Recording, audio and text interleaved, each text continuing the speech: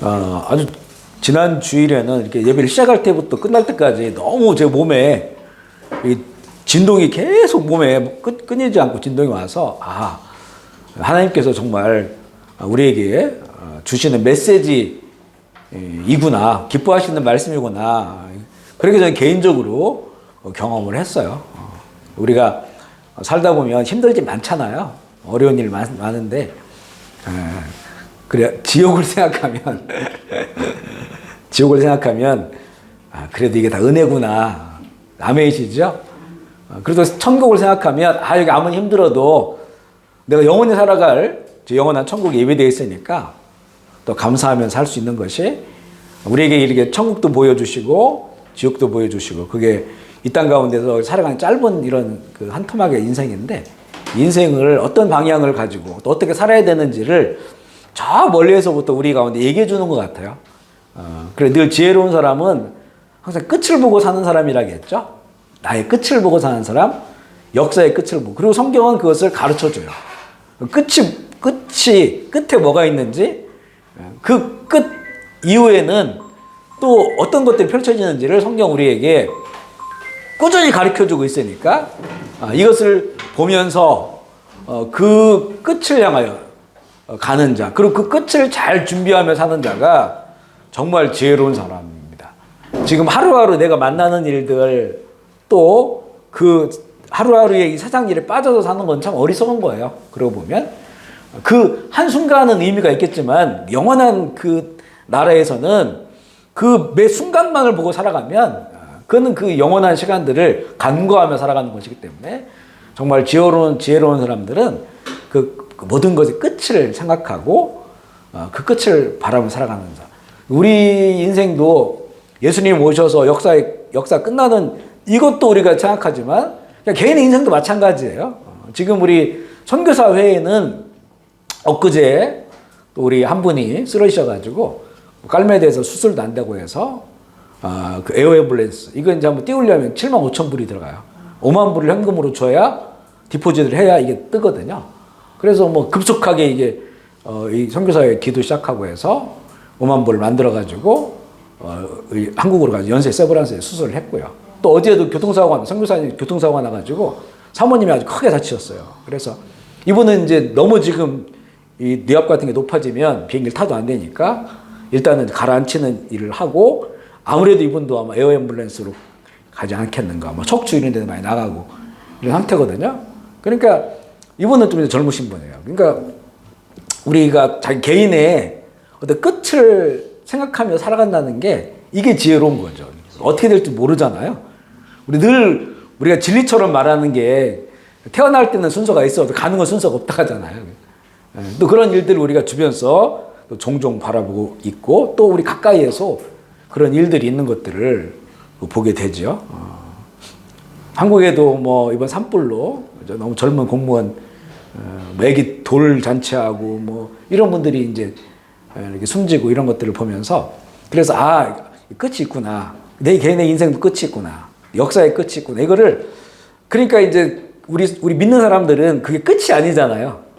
그 영원한 펼쳐질 그 뒤의 세상, 이 뒤의 세상이 더 중요하니까 그날들을 잘 우리가 준비하며 살아간다면 우리가 더 이 땅 가운데서는 우리 모든 것들에 대한 가치를, 세상의 가치가 아니라 영원한 가치를 속에서 지금 나의 삶을 볼 수가 있고, 그리고 내 삶의 방향이 나오고, 그래서 우리는 뭐 힘들고 어려워도 사실은 우리가 주님 안에서 더 인내할 수 있는 거 인내하고, 또 할 수 있는 한 선을 향하고, 그죠? 선을 향하고 좋은 것들로, 아름다운 것들로, 성경에서 우리에게 가르쳐 주신 것들로 살아갈 수 있도록. 그건 하나님께도 기억하시는 것이니까. 그냥 세상적으로 착한 일이 아니고 주님의 이름으로, 그죠? 주의 마음으로, 주님의 이름으로 우리 하는 것들이 다 주님께도 기억하는 일들이기 때문에 그렇게 살아가는 것이 참 지혜롭다. 근데 세상은 이런 삶을 어리석다고 얘기합니다. 완전히 가치관이 다르죠. 바보처럼 산다고 그러죠. 근데 인생의 그 끝에서 누가 정말 지혜롭게 산 것이고 누가 정말 어리석게 산 것인지는 예수님께서 지혜로운 처녀들, 어리석은 처녀들을 그것을 통해서 보여주시잖아요. 우리는 이렇게 말씀을 잘 배우고 말씀이 우리에게 주신 삶을 마음에 간직하고 그 삶을 향하여 그 삶을 이루며 살아가는 이런 삶들이 참 너무 귀한 것이고, 그래서 우리가 예수님을 만난 것이 너무나 감사한 일이고, 또 우리가 예수님을 만나도 어떻게 살아야 되는지를 모르면 이게 아무런 의미가 없어요. 근데 예수님께서 이렇게 살아라라고 또 우리 믿음의 선배들을 부르셔서 살게끔 하셨고, 그래서 그 뒤를 따라가게끔 우리에게 주신 말씀이 있기 때문에 이제 우리의 삶의 방향이 정해졌죠. 그렇게 살아가는 그런 은혜를 주시니까 결국에는 우리를 부르신 이도 하나님이시고 살게 하시는 분도 결국 하나님이셔요. 그 길까지 가게 하시는 것도 하나님이셔요. 그러니까 우리의 가장 좋은 삶의 그림을 그려보려면 우리 늘 이야기하지만 요한복음의 15장에 나와 있는 포도나무에 붙어있는 가지, 이게 제일 사실은 가지에 붙어있으면 너희가 열매를 맺는다 그렇게 말하잖아요. 우리가 애써야 될 것은 붙어있는 거예요. 예수님께 붙어있는 거. 그러기 위해서 우리가 예수님의 말씀을 잘 공부하고 또 그분과 가까이 할 수 있는 그런 삶을 우리가 자꾸 나누는 거죠. 오늘도 지난주에 이어서 주님께서 가르쳐 주신 기도 두 번째 말씀인데, 우리 지난주에는 좀 마지막 쪽에 시간이 없어서 너무 빨리 한 것 같아요. 좀 아쉽더라고요. 그래서 오늘 이 두 번째 내용들을 나눌 텐데, 혹시 시간이 그냥 끝나면 중간에 끊고요. 다음 주 한 주간 더 말씀 이어서 하고, 오늘 이번 주 끝낼 수 있으면 오늘 다 말씀을 끝내는 것으로 그렇게 시간을 정하지 않고 그렇게 해볼게요. 우리 누가복음 버전으로 주님의 가르쳐준 기도 우리 자료에 있거든요. 같이 한번 읽어보겠습니다. 시작. 예수께서 이르시되 너희는 기도할 때에 거룩히 여김을 받으시오며 나라가 임하옵시며 우리에게 날마다 일용할 양식을 주시옵고 우리가 우리에게 죄 지은 모든 사람을 용서하오니 우리 죄도 사하여 주시옵고 우리를 시험에 들게 하지 마시옵소서 하라. 아멘이시죠? 우리는 지난주에 어디까지 나눴냐면 아버지여, 그리고 이름이 거룩히 여김을 받으시오며 나라가 임하시오며까지 나눴어요.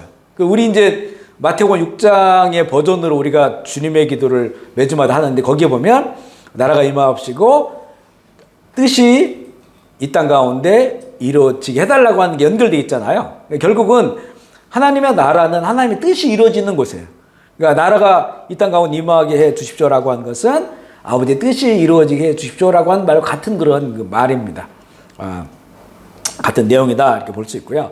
먼저 우리가 이제 그 다음 내용으로 우리에게 날마다 일용할 양을 주옵시고부터 할 텐데, 그 전에 알아야 될 것이 있어요. 첫 번째는 뭐냐면 인간은 하나님 최고의 피조물, 하나님 최고의 작품이지만 그렇기에 전적으로 하나님께 의존적인 그런 존재라고 하는 것을 우리 기도문을 통해서 알게 되는 겁니다.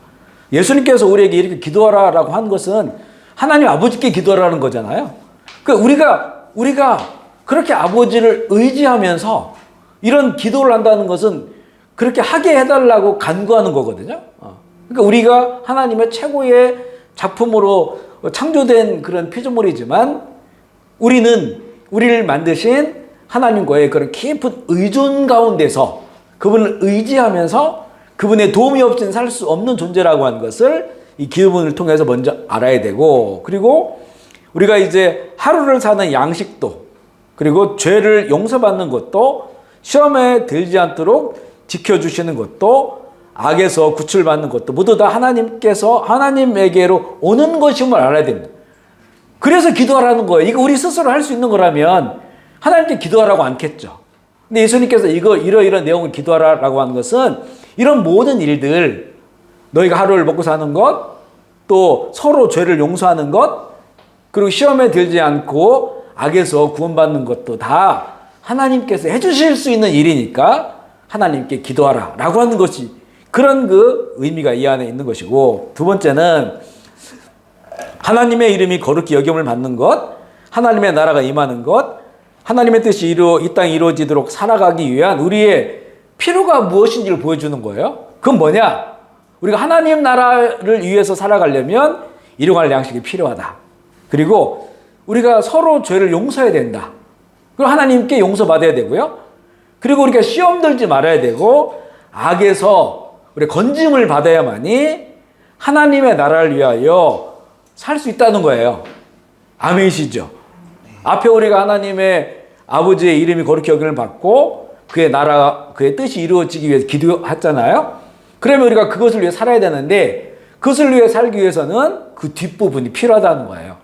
하루를 살 수 있는 양식이 필요하고 또 우리가 서로의 죄를 용서해 줘야 되고 또 우리가 하나님께 용서를 받아야 되고 그리고 시험에 들지 말아야 되고 그리고 악에서 하나님께서 구원해 주셔야 된다라고 하는 그런 의미가 있다고 하는 것을 우리가 먼저 이제는 알아야 된다고 하는 것이고요.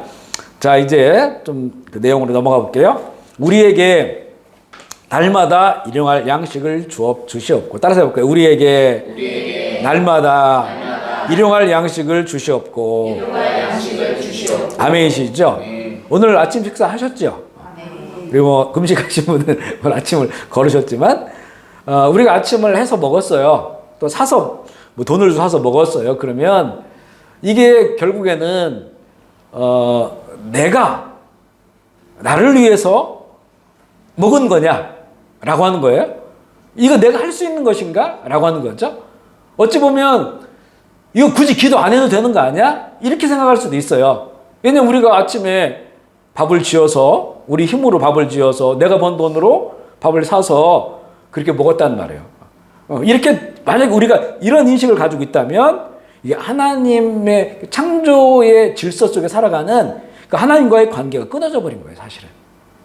그런데 우리가 이렇게 생각하고 사는 게 많거든요. 우리가 식사하기 전 항상 기도하잖아요. 이거 되게 날마다 하루에 3번 이상씩 하는 거니까 형식화 될 수 있어요. 저도 이 커피를 마실 때도 기도했거든요. 그러니까 무엇을 먹을 때 기도한다고 하는 거, 감사의 기도하는 거죠. 예수님께서도 오병이어 기적을 행하실 때 하나님께 감사하고 축사했단 말이에요. 감사. 근데 날마다 하는 것이고 매번 하는 거라면 그건 우리가 잘 봐야 될 게 항상 그런 거는 형식화 될 수 있어요. 아무 생각 없이 할 수 있다는 말이에요. 그러면 내가 이걸 먹고 마심에 있어서 진짜 진정으로 이게 하나님으로부터 공급되진 거라고 하는 그런 마음을 가지고 하느냐. 그렇지 않을 때가 너무 많다는 거예요. 그럼 벌써 우리가 예수님께서 기도하라고 하는 것은 일용할 양식 위에 기도하라고 하는 것은 거기에 이 의미가 포함되어 있어요. 잘 보세요. 오늘 만약에 내가 밥을 지어 먹었는데 아파서 침상에 누워있으면 밥을 지어 먹을 수 있을까요? 돈이 없으면 밥을 지어 먹을 수 있을까요? 캄보디아에 가뭄이 들어가지고 쌀이 하나도 없으면 밥을 지어 먹을 수 있을까요? 비가 너무 와가지고 홍수져서 우리가 먹을 수 있는 밀과 보리와 쌀들이 다 홍수에 잠겨버렸다면 우리가 이렇게 쉽게 손쉽게 밥을 지어 먹을 수 있을까요? 그러니까 하나님께서 공급해 주시는 게 창조, 우리가 살아가는 먹고 마시는 모든 그 기초가 하나님의 그 다스리심과 하나님의 사랑과 은혜 속에서부터 시작된다는 거죠. 아멘이시죠? 11조를 하라는 것이 우리 걸 뺏기는 게 아니라는 거예요. 내 거를 하나님께 드리는 게 아니란 말이죠. 모든 걸 다 주셨는데 하나님께서 이런 우리 삶의 기반을 주지 않으시면 그러면 우리가 이걸 할 수가 없어요. 그냥 이렇게 우리가 쭉쭉쭉 살아가다 보면 내 돈으로 내 힘으로 내가 기술이 있어서 뭔가 내가 한 것처럼 느껴지잖아요. 모든 그런 배경들을 보세요. 지금 병들어 누워있는 분들 또 마음이 무너지고 속상하신 분들 뭐 하나 숟가락도 집을 수 없는 그런 상태에 있는 분들, 절망적인 분들, 이 밥 한 끼 먹기 어려워요. 전에 우리 해맑음 교회에 홍철호 목사님 지금 이제 돌아가셨어요. 근데 이제 해맑음 교회 목회하실 때 그때에 그 위암이 발생해서 절제 수술을 하셨어요. 위가 없는 거죠. 그리고 오셨는데 몸이 이렇게 좋으셨던 분인데 몸이 빼짝 마르신 거예요. 그리고 오셔서 몇 달 후에 같이 식사를 하게 됐거든요. 식사를 하는데 목사님 기도를 하시는데 하나님 오늘 같이 식사를 하는데 잘 소화하게 해달라고 기도하시더라고요. 이 음식이 저한테 잘 소화시켜 달라고. 근데 그 얘기를 듣니 너무 눈물이 나는 거예요. 위를 잘라내니까 이게 소화가 어떤 때는 너무 고통스러운 거예요. 그래서 막 배를 움켜잡고 떼굴떼굴 구를 때도 있대요. 처음에 그 유의를 절단하고 오신 분들. 그런 분들이 주변에 꽤 있어요. 근데 그 밥 한 끼를 먹으면서 내가 이걸 소화하게 해달라고 기도를 하는데 막 눈물이 너무 나는 거예요. 우린 그걸 가지고 기도해 본 적이 없거든요. 그러니까, 이게 그냥 이 밥을 먹는 것도, 밥을 해서 먹는 것도, 이게 다 저 하나님의 은혜구나. 그죠? 은혜구나.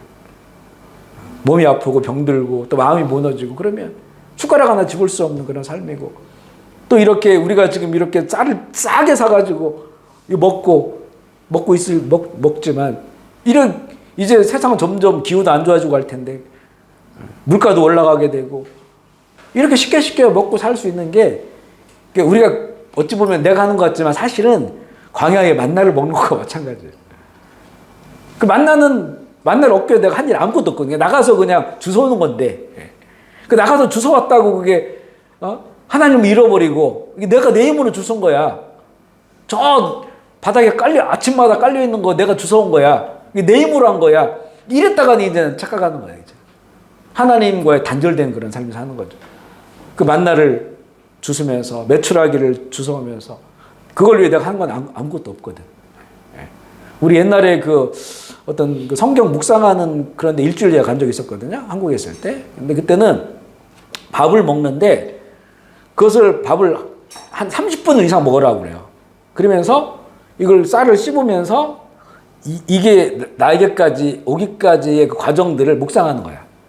그리고 하나님께서 햇빛 비춰주시고 비를 내려주시고, 농부는 새벽보다 나가가지고 일을 하고 또 풀을 뽑고 이래서 자라서 또 도정을 해가지고 또 누군가를 통해서 유통되고 해서 내 앞에 다 와 있는 거야. 그 과정을 생각하면서 막 울면서 그 밥을 먹는 분도 있었어요. 또 야채 먹으면서 이런 것들. 우리는 근데 이걸 다 잊고 산단 말이죠. 그러니까 일용할 양식을 위해서 기도하라고 하는 것 속에는 하나님께서 그것을 공급해 주신다. 우리가 우리 힘으로 먹고 사는 게 아니다. 그걸 좀 생각해 봐라. 이 천지 만물을 창조하시고 이 모든 그 해와 달과 별들과 비를 내려주 이 하나님의 이 다스리심의 이런 원리가 있잖아요. 그 하나님 정하신 것들 속에서 우리가 살고 있잖아요. 그죠? 이런 것들을 생각해 보면서 감사할 수 있어야 되고, 그죠? 그러니까 더 많이 못 먹는 것, 더 좋은 것을 못 가진 것, 이거를 불평하고 살지 말고, 그죠? 이 지금 주어진 것, 하루를 내가 살 수 있는 것에 대해서, 이 먹는 것에 대해 감사하고 살라고 하는 그런 의미가 여 가운데 담겨져 있는 거예요. 그래서 우리에게 날마다 일용할 양식을 주시옵고, 이렇게 기도하라. 그러면 날마다 기도해야겠죠? 날마다 기도해야 되겠죠? 날마다 양식을 주시니까. 양식이라고 하는 것은 헬라어로는 아르토스라는 단어인데, 이거는 1차적으로는 밥이에요. 육의 양식. 그런데 또 그것만 있는 것이 아니고 성경에서 쓰는 이 단어 안에는 영적 양식, 인간다운 삶을 살기 위한 기본 조건들, 그리고 영, 육 모두 하나님의 돌봄이 필요한, 날마다 하나님의 돌봄이 필요한 대상이라고 하는 그 의미가 담겨져 있어요. 우리의 여기서 나온 양식, 날마다 나에게 일용할 양식을, 하루를 살아갈 수 있는 하나님의 영적 돌봄, 그리고 내 마음의 돌봄, 그리고 육신의 돌봄, 이것을 위해서 기도하라라고 하는 것이고, 두 번째는 우리에게라고 했죠. 우리 마태복음 버전에 보면 다 우리의 모든 게, 우리 아버지, 하늘에 계신 우리 하나님, 우리 아버지, 다 우리에게 일용할 양식은 다 우리란 말이죠. 그러니까 결국에는 이 문제가 나만의 문제가 아니라는 거죠. 1차적으로는 우리 가족과 또 그리스도 안에 있는 우리 지체들, 우리 함께 굶는 사람 없고, 또 육신의 양식만이 아니라 마음이 또 메마른 사람 없고, 또 영적으로 메마른 사람 없이 이렇게 이제 날마다 일용할 양식 우리에게 공급해 달라라고 하는 그런 것과, 2차적으로는 이웃과 모든 인류를 그 의미한다는 거죠. 그래서 참 이렇게 함께, 그러니까 주변 분들을 이렇게 돌보는 게 참, 우리 겉은 멀쩡해 보여도요, 정말 어떤 분들은 여기서도 끼니가 어려운 분도 있긴 있어요. 한국 분들도 그렇고 우리 교인들 안에서도 있을 수 있지만, 그건 사실은 누구한테 말하기가 어려워. 정말 가까이 있는 분들이 그래서 약간 그 우리의 시선들이 겉모습만 보지 말고 그 진짜 그 진실을 좀 볼 수 있는 그런 그 마음들을 가지면 또 그냥 밥은 먹어도 또 무언가 마음이 무너져 있고 마음의 돌봄이 필요하고 또 뭔가 더 필요한 것도 있어요. 우리 자녀들 학비 때문에 고생하는 분들 꽤 많아요. 그죠? 학비 때문에. 그 또 뭐 병 들었는데 그걸 돈 때문에 계속 밀어놓고 치료받지 못하는 분들 꽤 있고 그죠? 그런 것들에 대한 우리의 돌봄들. 우리도 그것을 제 정도로 도와줄 수 없다면 그분들을 위해 기도하는 거예요. 그죠? 함께 이 돌봄에 참여하는 거죠. 기도하고 함께 하는 거. 앞서도 그 우리 선교사님들 이야기했지만 이게 뭐 5만 불이 이게 해외에서 쉽지 않잖아요. 요즘 다 어렵고 환율 때문에. 근데도 어떻게 그 모아져요. 그게. 모아져요. 그러니까 그렇게 해서 함께 돌보고자 하는 그런 마음들, 우리라고 하는 그런 마음들이 그 안에 있기 때문에 또 그런 하나님의 은혜의 손길들이 사람을 통해서 흘러가게 되는 것이고요. 그리고 이제 세 번째는 보면 날마다 일용할 이렇게 돼 있죠. 날마다 일용할 양식. 그 의미는 오늘을 위한 것 그리고 잇따라. 그러니까 오늘만이 아니고 이제 내일도 있잖아요. 오늘과 또 그 다음 날 오늘이죠. 그러니까 잇따라오는 날에 대한 것도 공급해 주시기를 그런 마음을 가지고 있는데 우리가 이제 잘 보면 우리는 하루가 이제 아침 해 뜨고 시작하고 해 지면 끝나잖아요. 그런데 우리 창세기에 어떻게 나와 있냐면 하나님께서 그날 일을 하셨어요. 그리고 저녁이 되고 아침이 되니 첫째 날 이렇게 나와요. 그래서 우리 생각하고 다르죠. 우리는 아침 해가 뜨고 저녁이 되면 하루가 끝난 거야. 그런데 창세기에 보면 저녁이 되고 아침이 되니 이렇게 돼 있어요. 그러니까 이게 연결되어 있는 거예요. 이렇게. 오늘과 내일이 연결되어 있는. 그래서 유대인들의 하루는 뭐냐면 저녁으로 시작해. 저녁부터 그 다음날 저녁까지가 하루예요. 우리로 보면 그게 이게 이틀이 연결되어 있는 거죠. 그죠? 그러니까 쭉 하루하루가 연결되어지는 거예요. 저녁부터 그 다음날 저녁. 이게 유대인들의 하루예요. 이걸 성경을 우리가 보면 그 이해하기가 어려워요. 우리하고는 달라요. 그러니까 하루가 저녁에 시작되는 거예요. 그리고 그 다음날 저녁까지가 이게 하루입니다. 그러니까 안식일이 금요일 저녁부터 토요일 저녁까지가 원래 안식일이죠. 그게 하루입니다. 그래서 이렇게 하루하루가 이렇게 연결되어지는 이제 그런 속에서의 날마다 일용할 양식이라고 하는 의미가 되어 있고요. 또 이 의미는 생존에 우리가 오늘 생존할 수 있는 오늘 생존할 수 있는 그것 그리고 우리의 필요를 초과하지 않는 그리고 실체를 초월하는 그 영적 양식을 포함한 의미가 있다는 거죠.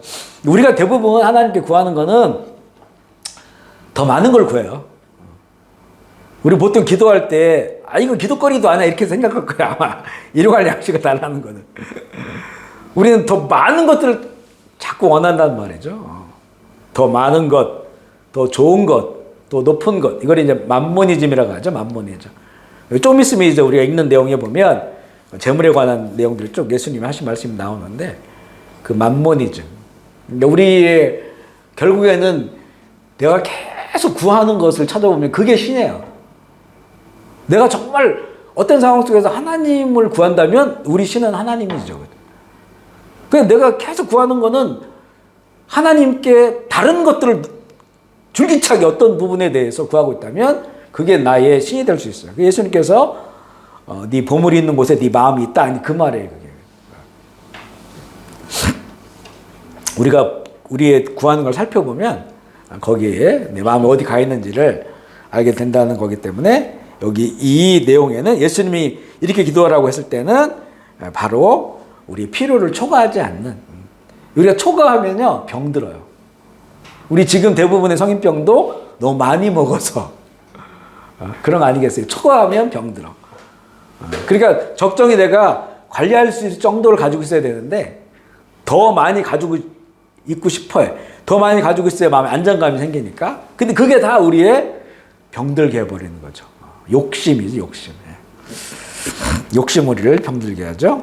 출애굽기 16장에 보면 만나가 나와. 이 만나가 희한한 게 보면 아침에 그 해 뜨기 전에 이제 나가면 바닥에 그 진영 밖에 쫙 깔려 있어요. 이렇게 뭐 예를 들면 이렇게 좀 달콤하고 이런 그 모양이 좀 울퉁불퉁한 이런 것들이 깔려 있어. 이걸 막 주워가지고 빵궈가지고 이제 부쳐 먹기도 하고 뭐 이렇게 하는 거거든요. 맞나? 근데 이게 딱 날마다 그걸 우리가 거기서 이제 백성들이 나가가지고 그걸 모아오는데 딱 하루 것만 그걸 가져야 돼.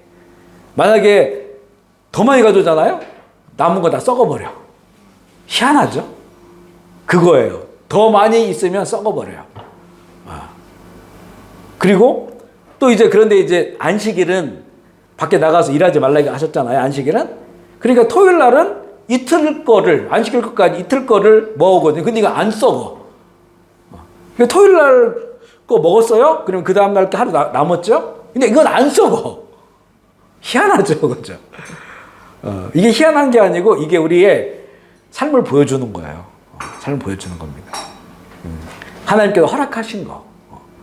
더 남지 않고 우리가 하루를 살 수 있는 그것을 우리가 취하는 거예요. 그것을 위해서 기도하는 거예요. 이게 가장 건강한 삶이에요. 근데 우리는 그게 불안하거든. 내일이 보장이 안 됐다고 느껴지거든요. 근데 내일을 하나님 그 다음날 똑같이 보장을 해놨어요. 토요일 날 이렇게 이틀 걸 모아놨을 때 반복적인 경험을 통해서 더 많은 걸 모아놓으면 이거 썩을 텐데 토요일 날은 그 말씀에 따라서 이틀을 모아놨는데 안 썩어요. 남은 게 안 썩어. 그 다음날 먹을 수 있어요. 이게 하나님을 향한 신뢰죠. 신뢰. 그 신뢰가 날마다의 이런 그 공급해 주심을 채워가면서 그 경험이 쌓이잖아요. 하나님에 대한 전적인 그런 온전한 믿음으로 나아갈 수 있죠. 저 한 번씩 보면 이렇게 음식을 차려놓고 기도하잖아요. 지금 아내 같이 있고 아내 이제 한국에 있고 그럴 때는 혼자 막 라면 같은 거 끓여가지고 이렇게 먹으면서 막 눈물을 흘릴 때가 있어요. 누가 보면 미친놈이라 할 거 아니에요. 그 라면 끓여놓고 만두 같은 거 넣어요 거기다가 좋아하는 거 계란도 풀어놓고 그러면 제가 사실은 면 요리 되게 좋아하거든요. 그 내가 좋아하는 이 음식을 계속 먹을 수 있는 거야. 잔소리하는 사람도 옆에 없고 날 먹는다고. 그러니까 근데 그게 되게 감동이에요. 캄보디아 살면서 거기 제가 스스로 금식해서 안 먹는 경우 있었지만 정말 돈이 없어서 좀 어렵고 쪼들릴 때도 많았었거든요. 뭐 집세 같은 거에 학비 이런 거 되게 어려울 때가 반복적으로 오랫동안 있었는데도 그래 불구하고 그리고 내가 지금 먹고 싶은 거 내가 좋아하는 거 이런 걸 먹으니까 여기서 20년 넘게 사는데도 끊임없이 이거 해외에서 이 캄보디아 땅에 이걸 일용할 양식 공급해 주는 것을 생각해 보면 막 어떤 때는 밥 먹다 눈물이 막 나요. 그래 눈물 젖은 라면 짜파게티 이런 것도 해가지고 보면서 참 그런 것도 너무 감사해요. 그리고 그게 너무 만족스럽고 뭘 막 좋은 걸 먹고 이런 것이 아니고 너무 만족스러워요. 그러니까 이제 우리가 참 그래요. 사람들이 걱정이 다 먹고 사는 거거든요. 근데 우리에게는 이런 기도를 하라고 하신 거는 그런 거 걱정하지 말라는 거죠. 내가 아버지인데 너희들 굶기겠냐. 굶기겠냐. 이걸 감사하면서 또 그러니까 이게 우리가 감사할 수 있는 이유가 너무 많아요. 사실은 그런 것들을 보면. 근데 눈에 보이는 것들 때문에 자꾸 잃어버리고 살지. 그게 사실은 또 우리 병들게 만들어요. 병들게 만들죠. 이게 보면 이제 그 밑에요. 2번 보면 미래를 위해 준비하는 것이 문제가 아니라 하나님 대신 물질을 의지하는 마음을 경계하라는 거예요.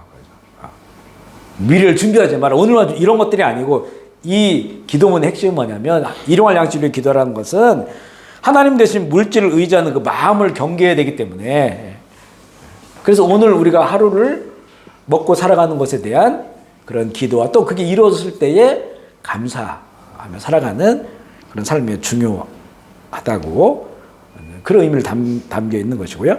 하나님께 일용할 양식을 구하는 자는 하나님 없이 살 수 없는 존재임을 인식하고 있는 사람이죠. 아멘이십니까?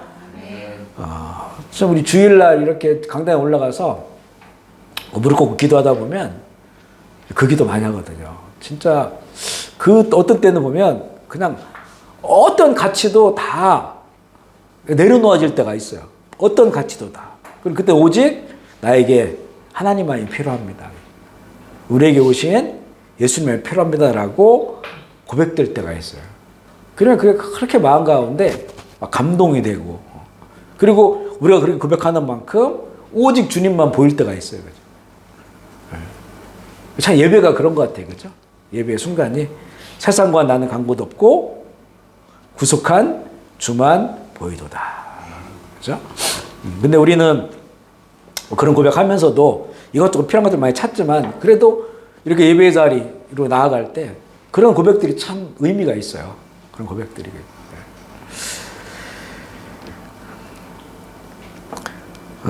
일용할 양식을 구하는 것은 미래에 대한 불안과 염려 때문이 아니라 우리의 필요한 모든 것이 하나님으로부터 주어진다는 사실을 믿는 의존적인 표현이다. 아멘이시죠?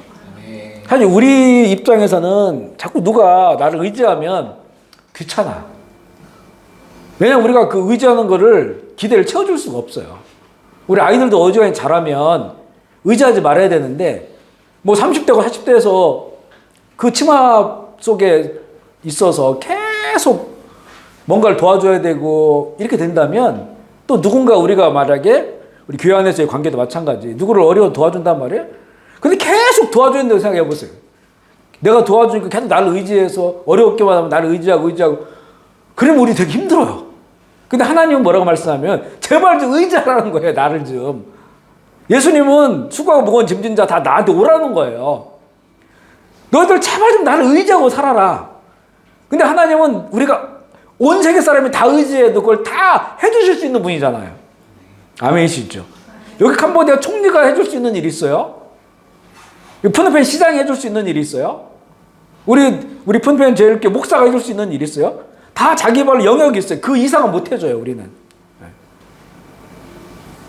우리보다 아마 여기 총리가 훨씬 더 큰 일을 해주겠죠. 우리가 뭔가를 원했을 때, 우리 비자 어려워야 하면, 그 누가 해결합니까? 우리가 해결할 수 있어요? 그 도와줄 수 있죠?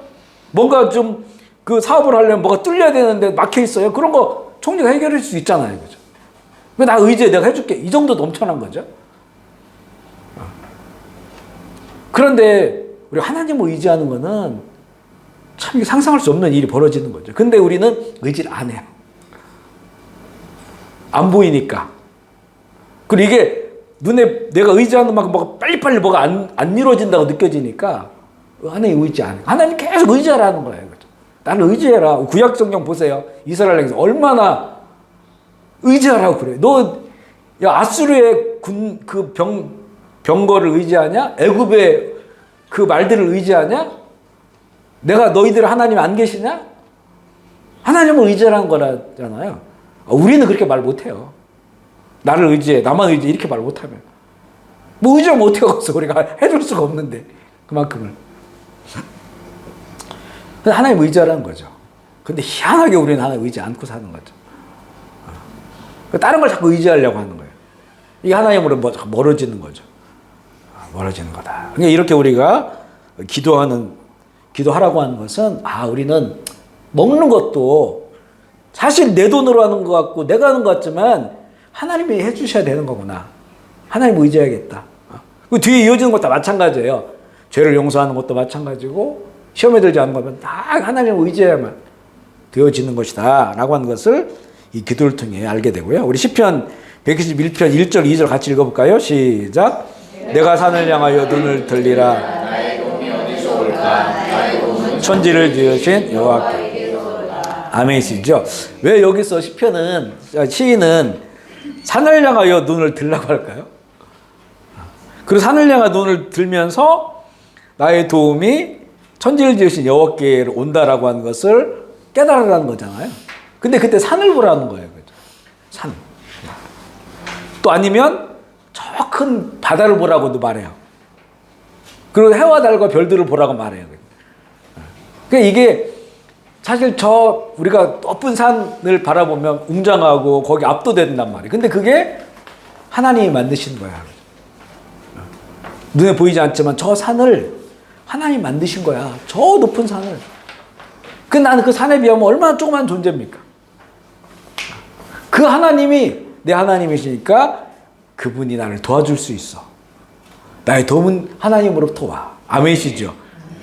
그러니까 이 지금 우리에게 펼쳐진 자연계는 이거는 바뀌질 않잖아요.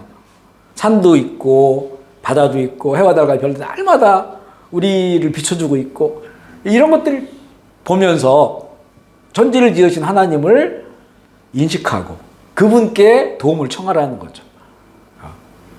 그러니까 우리 예수 믿는 사람들은 가면 갈수록 이렇게 자연에 대해서 여기서 하나님의 신성을 볼 수 있어야 되거든요. 정말 다윗이 그걸 잘했어요. 왕이 됐는데도 엄청난 권력자가 됐는데도 꼭 어린아이처럼 시편 8편에 보면 저 하늘의 해와 달들 별도 하나님께서 이렇게 펼쳐놓으신 거야. 이렇게 표현을 해요. 아이들처럼 똑같이. 여호와 우리 주여 주의 이름이 온 땅에 어찌 아름다운지요. 그렇게 찬양을 하잖아요. 그러니까 이게 믿음의 사람으로 살아갈 수 있는 거죠. 제가 지난 주일인가요? 2부 예배 때 올라가서 기도를 하는데 갑자기 꽃향기가 확 나와요. 아내가 이제 거기다 화분에다 꽃을 해놨잖아요. 1부 예배 때는 전혀 그런 게 없었어요. 향기가 없었는데 2부 예배 때는 꽃향기가 나서 이 꽃에서 이렇게 강렬한 향이 나네? 너무 이제 좋았어요. 예배 끝나고 나서 향을 맡아보니까 향이 하나도 없어요.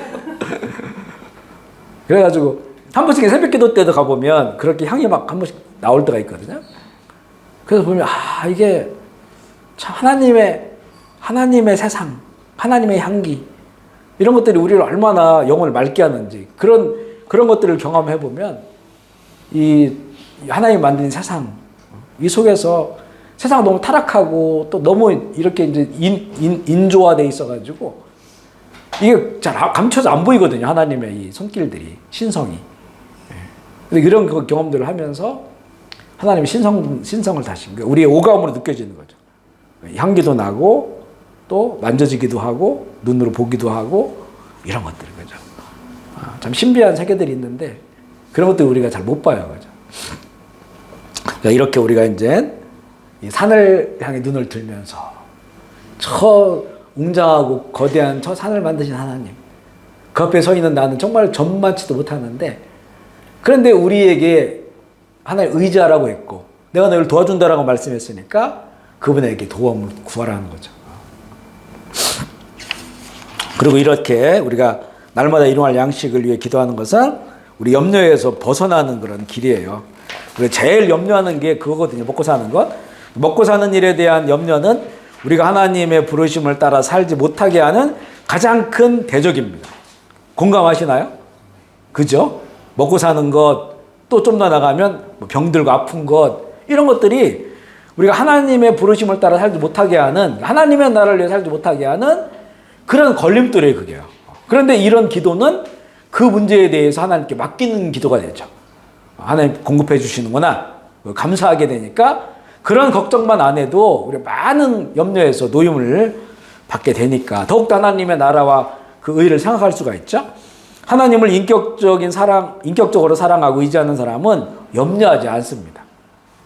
하나님에 대한 절대적 의존이 마음 안에 넉넉할 때는 그 모든 은혜 때문에 부족할 때는 부족한 것 때문에 주님을 더욱 의지하며 살아가야 함을 우리가 이런 기도를 하면서 다시 한번 생각해 보게 되는 거죠. 두 번째는 이제 그거 읽어볼까요? 우리가 시작. 우리가 우리에게 죄 지은 모든 사람을 용서하오니 우리 죄도 사하여 주옵시고. 특별히 예수님은 이 기도문에 용서를 담으셨어요. 예수 그리스도의 그 복음의 핵심의 핵심. 죄 사함 받는 것, 용서받는 것. 이 용서받는 것, 또 용서하는 것, 이게 없으면요, 예수 그리스도의 십자가의 그 복음 핵심을 놓치고 있는 거예요. 그 용서가 너무나 중요하기 때문에 하나님 나라를 이루는 데 있어서 하나님께 아버지께 기도할 때 용서에 관해서 기도하라는 거죠. 이 바리새인들은 자신들이 율법을 지킨 만큼 하나님께서 당연히 갚아 주셔야 한다고 그들은 기도해요. 내가 이런 거 했으니까, 내가 열을 했으니까 하나님 나에게 10가지 은혜를 주셔야 됩니다. 라고 하는 이런 식이죠. 그러니까 맡겨놓은 것을 돌려달라는 그런 식의 기도를 하고 있었던 거예요. 바리새인들은. 그러나 주님은 반대야. 내가 용서할 수 있게 해주시고 하나님께 용서받게 해달라고 기도하는 거예요. 내가 먼저 하나님, 내가 나에게 이 죄 지은 모든 사람들을 내가 먼저 용서하게 할 수 있도록 해주시고 그런 나를 용서해 주십시오. 이렇게. 그게 기도를 하는 거죠. 그러니까 이건 결국 하나님께서 베푸신 은혜로만 가능하다는 것을 전제되어 있어요. 이걸 위해서 기도하라고 했잖아요. 기도하라고 했으니까 이건 하나님의 은혜로만 가능하다라고 하는 그런 전제가 이 가운데 있는 것이고, 용서의 두 가지 차원이에요. 첫 번째는 이미 받은 용서에 있어요. 영원한 용서.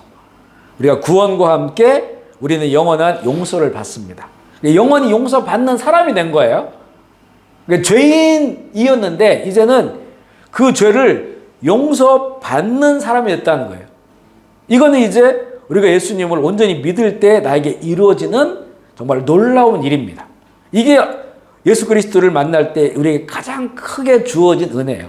왜냐하면 예수님께 이 땅에 오신 목적이 우리의 죄에서 우리를 구원해 주시기 온 거죠. 어떻게 구원합니까? 저를 용서해 주는 거예요. 그 방법은 내가 대신 그 죄짐을 지고 십자가에 죽는 거예요. 죄값을 치르는 거죠. 그리고 이제 너는 이제는 용서받을 수 있는 사람이 된 거예요. 이미 용서받았고 용서받을 수 있는 그런 사람이 돼서 혹시 죄를 졌다 할지라도 예수의 이름으로 회개하면 하나님께서 기쁘시고 의로우사, 미쁘시고 의로우사 아주 기쁨으로 그것을 용서해 받는 그런 사람이 되었다는 거예요.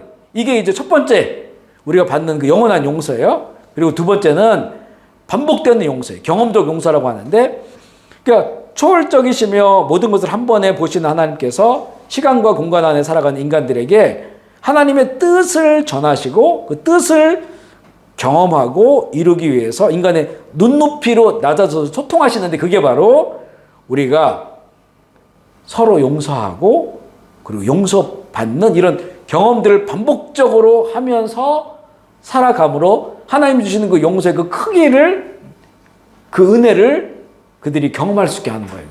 아멘이십니까? 그러니까 첫 번째는, 자 보세요. 하나님은 시간 속에 거하지 않아요. 초월적인 거예요. 그러면 우리의 과거, 현재, 미래 모든 것들을 다 아신다는 거죠. 아시니까 우리가 맨 처음에 예수님을 나의 구주를 받아들이고 하나님의 그 사랑으로 날 용서해 주심을 내가 인정하고 받아들이잖아요. 이랬을 때 이런 영원한 용서가 일어나요. 이건 우리의 본질이 이제는, 그러니까 우리가 원죄라요, 원죄. 어쩔 수 없는 죄인. 이것에 대해서 이제 하나님의 자녀로 바뀌는 그 놀라운 용서의 사건이 벌어져요. 그리고 이제는 용서 받을 수 있는 사람이 돼요. 미래에도 마찬가지예요. 이거를 우리는 이제 거듭났다, 구원의 길을 간다고 말하거든요. 그런데 이제는 이랬을 때 우리가 이것을 하나님 용서 받았다라고 했을 때, 용서 받고 용서 받는 사람이 됐다라고 했을 때, 이게 우리 인간은 이것을 날마다 간직해가지고 그 은혜를 감사하고 살아가면 좋은데 그렇지 않아요. 우리는 왜냐하면 우리 마음이 수도 없이 바뀌고, 그런 하나님 은혜를 경험했지만 어떤 상황 속에서는 미워하고 이런 것들이 얼마든지 우리 안에 있어요. 그러니까 만달란트 탕감받았잖아요. 뒤 돌아서자마자 나한테 100데나리온 빚진 자를 때리고 가둬버렸어요. 이게 우리란 말이에요. 그러니까 하나님은 우리의 눈높이에 맞게 하나님의 은혜를 경험하게 하셔요. 그게 바로 이제 너 얼마나, 만달란트는 지금으로 말하면 몇 조 가치가. 금 만달란트면 한 달란트가 60kg예요. 금 60kg. 그 만달란트 계산이 안 되죠. 지금부터 금값이 더 올라가가지고 더 계산이 안 돼요. 근데 그런 거를 내가 빚졌는데 그걸 다 갚아줬어요. 하나님께 받은 용서죠. 영원한 용서예요. 그러면 이제는 그 용서가 내 안에 하나님 나라로 실현되려면, 그러면 내가 나에게 100데나리온은 그 100일 동안 일해서 번 돈 정도를 말하는 겁니다. 한 3개월 정도 받은 월급 정도 돼요. 이것을 나에게 빚진 사람 빚 안 갚는다고 목 조아가지고 옥에 가둬버려요. 갚을 때까지는 못 풀어나, 이렇게 돼버린 거예요. 그러니까 뭐라고 합니까? 주인이, 임금이 탕감해, 너 다 갚을 때까지 다시 감옥에 들어가, 이렇게 해버리잖아요. 그죠? 그래 결국 이 사람은 자기가 받은 이 용서, 어마어마한 용서를 망각해버린 거예요. 그걸 망각하니까 이 사람에게는 이 땅 가운데 하나님의 나라가 이루어지지 않는 거예요. 우리가 이렇기 때문에 우리가 서로 용서해야만이 하나님께서 용서하신다는 거예요. 아멘이시죠? 예를 들어서 다른 사람과의 관계가 아닌 내가 뭔가 잘못했을 때 그때 하나님께 회개하면 우리 용서 받잖아요. 근데 다른 사람들의 관계 속에서 서로가 내가 용서를 구하든지 용서를 해줘야 되는지 이 관계가 있어. 근데 이거는 먼저 하나님께 우리가 회개하죠. 하나님, 내가 이 사람 미워하지 말아야 되는데 미워했어요. 예수님은 이건 살인이라고 했는데 이런 저를 죄서 용서해 주세요. 여기서 끝나면 안 된다는 거예요. 이 용서는 내가 그 사람이 나한테 정말 잘못해서 내가 미워했다면 그걸 용서하는 거예요. 그 사람을. 그리고 내가 잘못한 건 용서를 구해야 되는 거예요. 이렇게 돼야 최종적으로 그 문제가 해결된다는 거예요. 여기서는. 만약에 그렇지 않아도 하나님의 자녀로 살 수는 있는데, 그러면 하나님의 자녀가 사는데 어떤 상황이 됩니까? 꼬여있는 삶이에요. 꼬여있는 삶. 꼬여있어요, 그 삶이. 하나님 나라를 이루는 게 아니고 오히려 하나님의 자녀로 살아가면서도 지옥 같은 삶을 사는 거예요. 사람을 미워하고 사람 관계가 깨지면 정말 지옥 같은 때가 많아요. 마음이. 고통스럽고 그것 때문에. 그러니까 근데 어떤 때는 너무 용서하기 어려운 사람이 있잖아요. 그러니까 이렇게 기도하라는 거예요. 내가 저 사람을 용서해 줄 수 있도록 주님 나에게 그 용서, 하나님 내가 받은 그 사랑의 은혜를 알게 해 주시고 용서할 수 있도록 힘을 주십시오. 근데 저도 이제 이렇게 살다 보면 마음에 용서가 안 되는 사람이 있을 수 있잖아요. 그럴 때 저는 이걸 가지고 기도했거든요. 참 입으로는 100번 용서하고 싶어. 마음으로 안 돼. 그랬더니 주님께서 마음에 주신 마음이 있었어요. 종아, 너는 할 수 있어. 그렇게 말씀하시더라고요. 너는 할 수 있어. 용서할 수 있어. 네 안에 있는 걸 봐라. 내 안에 제가 뭐가 있을까요? 엄청나게 지금 용서받고 있는 게 있는 거예요. 이미 용서받은 것도 뭐 산더미 같고, 거기에다가 지금도 그럼에도 불구하고 나를 용서하시려고 하는 하나님의 은혜가 내 안에 있었던 거예요. 그러니까 종아, 너 할 수 있어. 네 속에 그를 용서할 수 있는 그 힘이 있어. 잘 들여다봐. 이렇게 말씀하시니까 이게 되더라고요. 이게 돼요. 그러니까 우리의 이 기도 안에 이런 것들이 다 들어가 있는 거예요. 사실 우리 주일날 주님의 기도하면 속도도 좀 빠르고 그냥 설렁설렁 넘어갈 수 있거든요. 근데 저 개인적으로 제일 마음에 와닿는 구절이 이 구절이에요. 매주마다 기도할 때. 그거 살펴봐요. 예배를 드리기 전에 용서하지 못한 사람이 있는가. 살펴봐요. 혹시 내가 용서를 구하지 못한 사람이 있는가. 그런 마음들을 주시니까, 그죠? 참 이 용서가 우리를 굉장히 뒤에도 나오지만 참 행복하게 하고요. 자유롭게 하나님의 나라가 여기서 이루어지는 것을 우리가 경험을 하게 됩니다. 용서의 두 가지 차원, 이제 이미 받은 용서, 영원 용서, 반복되는 용서 했어요. 용서를 통해서 배우는 사랑, 우리의 육체를 위해서 공급해 주시는 양식을 통해서도 하나님의 사랑을 경험하지만 죄의 용서를 통해서 그 사랑을 더욱 깊이 깨닫게 되고요. 용서는 하나님께서 우리의 영혼을 직접 어루만지시는 최고의 영적 축복이에요. 아멘이시죠? 용서가 무엇이냐? 용서는 하나님의 용서와 사람의 용서로 구분되는데 이 둘은 기초는 동일해요. 하나님의 사랑이죠. 하나님의 사랑. 기초는 동일하지만 그 완전성과 효과는 달라요. 그러니까 하나님의 그 용서는 완전해요. 이거는 뒤집어지질 않아요.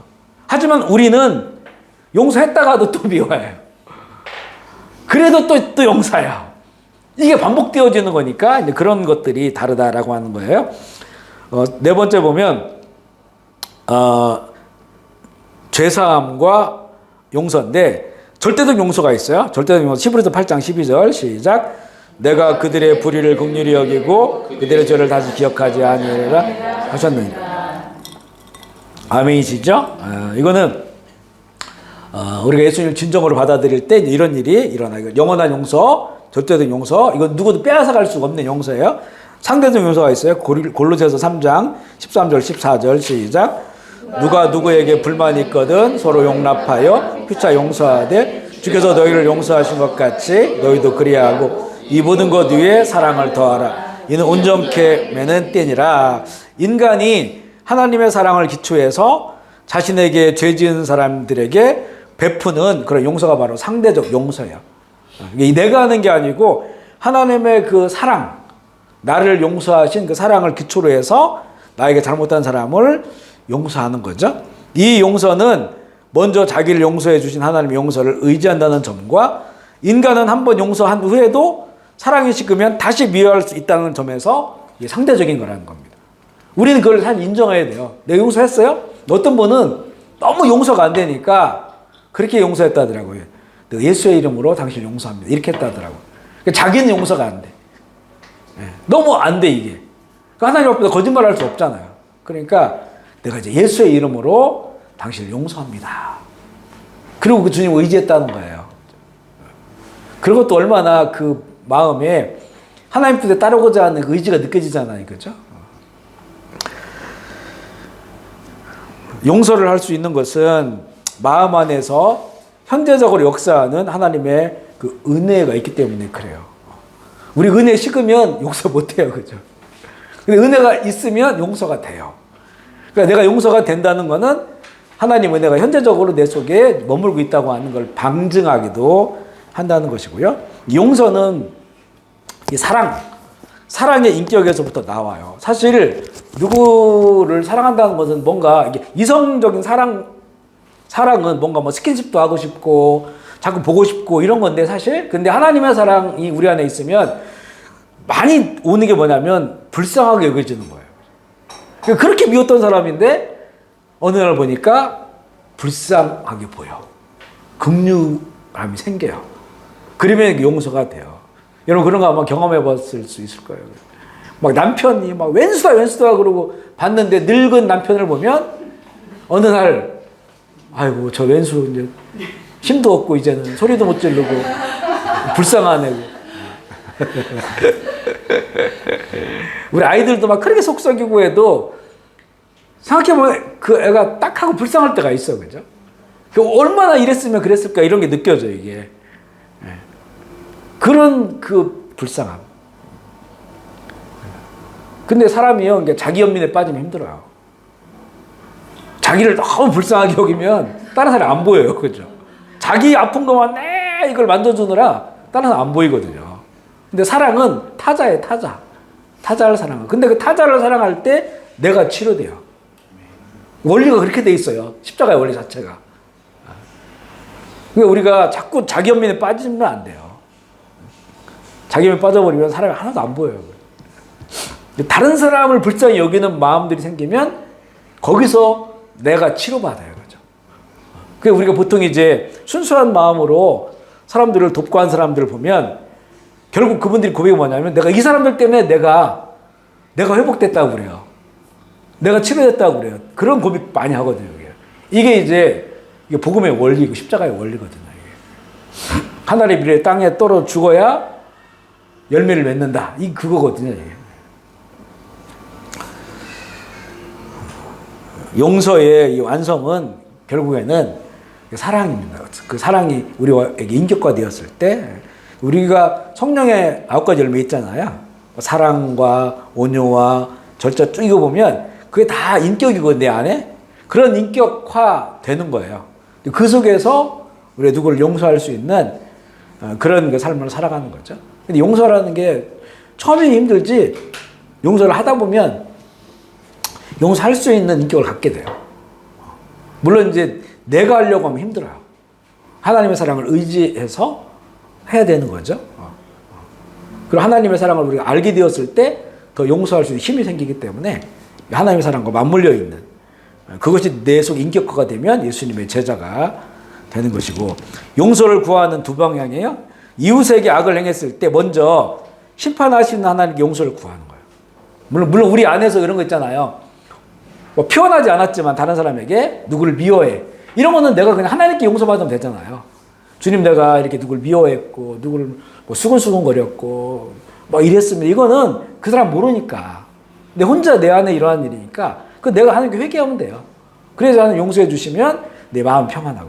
그런데 이제 뭔가 그런 마음들이 드러났어요. 그것이 이 표현되어서 그 사람을 뭐 뒤통수를 때렸던지 뭐 그랬단 말이에요. 악을 행했단 말이죠. 이랬을 때는 먼저 하나님께 용서를 구하고 또 나를 통해 해를 입은 그 이웃에게 용서를 구하고 또 어떤 거는 책임져 줘야 되는 게 있어. 내가 뭐 수작을 부려가지고 그 사람을 손해를 보게 했단 말이에요. 손해를 보게. 망하게 했단 말이에요. 이런 것들에 대해서 또 책임을 져야 돼요. 그죠? 아니, 누구 거를 훔쳤다라든가. 그래서 그 사람이 어려움에 처했다든가. 뭐 이런 것들을 할 수 있는 만큼 책임을 져야 된다는 거죠. 이 레위기에 보면 5대 제사 중에서 속죄제, 속건제 나와요. 똑같이 내가 죄를 졌을 때, 이 죄 진 거구나 깨달았을 때 하나님께 나가서 그 용서의 어떤 제사를 지르는 건데, 속건제는 뭐냐면 속죄제, 속건제 똑같은 이걸로 분리해 놨는가. 그래 속건제는 하나님께 나와서 그 용서의 제사를 드리고 내가 피해를 준 사람에게 거기에 4분의 1을 더해서 내가 탈취한 거에 4분의 1을 더해서 갚아주는 거예요. 그게 속건제란 말이에요. 그러니까 이 갚아주는 거. 그런데 어떤 때는 막 너무 오랫동안 시간이 지나고 갚을 수 없는 것들이 있어요. 그죠? 그런 것들은 우리가 하나님께 지혜를 구하는 거예요. 특별히 이런 용서 이런 것들은요, 우리가 할 수 있는 한 이런 것들 내가 용서를 해야겠다. 그런데 어떻게 해야 되는지 잘 모르겠다. 또 이거는 그 사람에게 내가 책임을 져야 되는 부분이 있는데 이거 내가 어떻게 할까? 이런 것들은 성령님께 물어봐야 돼요. 이런 거. 명확한 것들은 할 수 있지만 약간 어떻게 해야 될지 모르는 것들이 있어요. 내가 막 예를 들어서 엄청 예수 잘 안 믿었을 때 아니면 예수 믿었을 때도 믿음이 적어서 누구 힘들겠는데 그 사람이 돌아가셨단 말이에요. 그 사람들이 못 갚잖아요. 어떻게 해 이런 거. 그러니까 내가 하나님께 용서를 구했고 그 문제 해결됐다 할지라도 그러면 그분은 돌아가셨어요. 어떻게 할 수가 없어요. 이런 것들을 어떻게 처리하는가. 이런 것들을 이걸 주님께 물어봤을 때가 굉장히 말씀을 잘해 주셔요. 왜냐면 이거는 하나님께서 이렇게 우리에게 기도하라고 할 정도로 주님께서 민감하게 보고 계시는 내용이거든요. 하나님 나라를 위해서.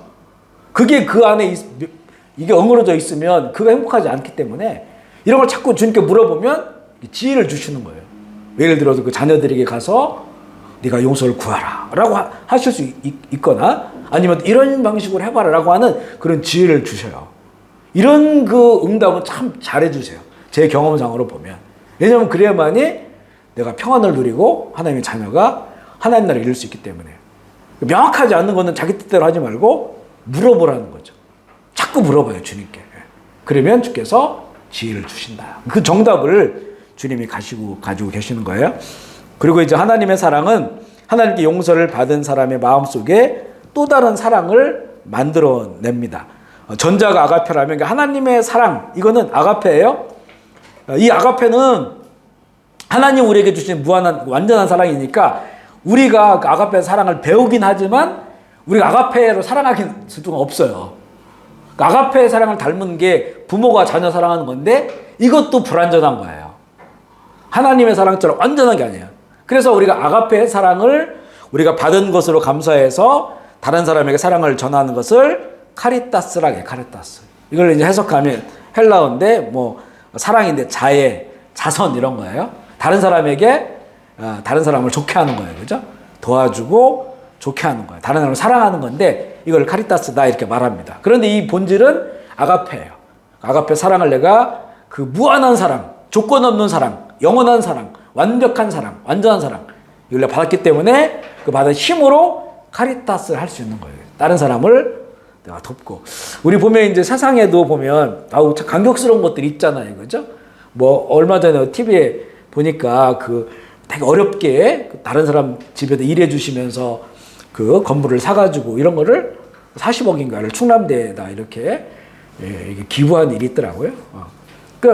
그러니까 그냥 그 뭐 여인숙 이런 데서 막 종업원으로 일하고 돈을 모아가지고 본인이 그 여관도 하시고 그런 건물 그걸 통째로 그냥 다 이렇게 그 학생들을 위해서 이렇게 내놓으신 거예요. 어떤 뭐 장로님 의사는 평생 100억 모으신 거 자녀들하고 다 상의해서 한 동대에다 또 100억을 기증하신 분도 있고 이런 것들 보면 조건이 없잖아요. 아무 조건이 없어요. 뭐 내가 이걸 대학에 기증할 때니까 우리 손주 좀 받아주세요. 뭐 이런 것도 아니고. 이런 것들이, 물론 그분들은 그 의사 그분은요, 자기 죽을 때까지 이거 전혀 얘기하지 말라고 그랬대요. 돌아가시고 나서 이제 신문에 이제 나온 거죠. 그 학교 측에서 이제는 언론에다가 얘기를 해가지고 이런 거 좀 소개해야 된다라고 해서 나온 거지, 본인은 전혀 알리고 싶지 않았던 거죠. 이게 이제 아가페를 닮은 거죠. 그죠? 카리타스 하는 거예요. 근데 이렇게 똑같은 수십억을 뭐 기증하고 했다 할지라도 그게 정말 이렇게 은근히 본인들 이름 막 내려고 그러고, 그죠? 그걸 가지고 뭔가 하려고 하는 이런 사람들도 있어요. 그죠? 아가페적이지 않고 사족적 그런 그 사랑이라고 볼까요? 이런 것들이 있다고 하는 것이죠. 5번 용서와 실천. 하나님의 은혜가 사라질 때 우리는 용서의 어려움을 경험한다. 상대방을 절대 용서하지 않으려는 태도의 가장 큰 영혼의 피해자는 자기 자신이다. 왜냐하면 내 안에 성령이 주시는 하나님의 사랑이 온전하지 못하게 되기 때문이다. 공감하시죠? 6번째, 용서와 영혼의 자유. 용서는 영혼의 자유를 가져다 준다. 마음 안에 하나님의 은혜가 넘치게 한다. 하나님의 충만한 사랑 안에서 총명은 빛나고 마음은 은혜로 가득하게 되며 의지는 선한 것을 추구하게 된다. 이건 경험해 보신 분들은 많은 분들이 간증을 하셔요. 그죠? 평생 그 용서하지 못하는, 사실 제일 용서하기 어려운 분들이 가족이거든요. 가족.